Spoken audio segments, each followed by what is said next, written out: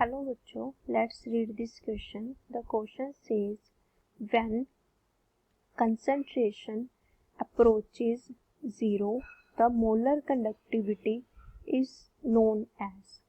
So हमारे पास इस question में हमें क्या देखना है कि जब कंसंट्रेशन ज़ीरो होती है तो मोलर कंडक्टिविटी को कौन सी टर्म रिप्रेजेंट करती है. सो हमारा इस क्वेश्चन का की कंसेप्ट है वो क्या हो जाएगा, मोलर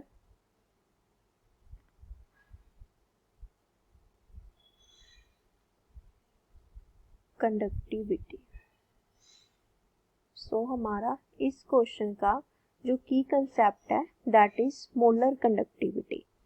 अब हम मोलर कंडक्टिविटी को देखते हैं कि मोलर कंडक्टिविटी के हमारे पास क्या डेफिनेशन होती है. Molar conductivity is defined as the ratio of conductivity to its molar concentration. So molar conductivity is the ratio of conductivity to its molar concentration. अब हमने क्या देखना है कि जब कंसंट्रेशन ज़ीरो होती है तो मोलर कंडक्टिविटी क्या होगी. अब हम देखें इस रिलेशन से हमारे पास क्या है. Molar conductivity is represented as lambda m. अब हमारे पास इस रिलेशन से क्या आ रहा है कि lambda m is inversely proportional to its molar concentration. So if the molar concentration increases as lambda is inversely proportional, lambda m decreases, or we can say if m decreases lambda m increases. लेकिन इस question में हमारे पास क्या बोला गया है कि जो कंसंट्रेशन है वो ज़ीरो को अप्रोच कर रही है. So if m approaches to zero, lambda is approaching to infinity. अब हम इसको ग्राफ की मदद से भी देख लेते हैं एक बार. ये हमारे पास ग्राफ आ गया.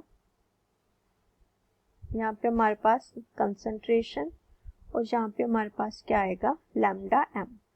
अब हम देखें कि हमारे पास अगर कंसंट्रेशन यहाँ पे सपोज 0.1 है, सो लैम्डा की वैल्यू कुछ होएगी, से this is the value of lambda.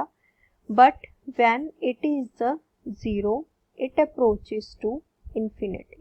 That means lambda m has the higher value. So graph becomes like this. So हमारे पास क्या आएगा कि जो lambda m है हमारे पास वो क्या होएगा, it approaches to infinity, or we can say it is defined as the limiting molar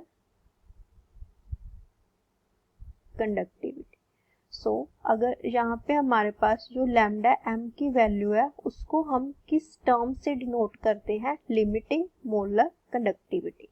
so when m approaches to zero, lambda m approaches to almost infinite, means its maximum value, and this value is called limiting molar conductivity.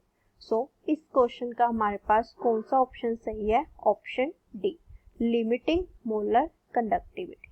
Option D is the correct option. Hope you understand. Best of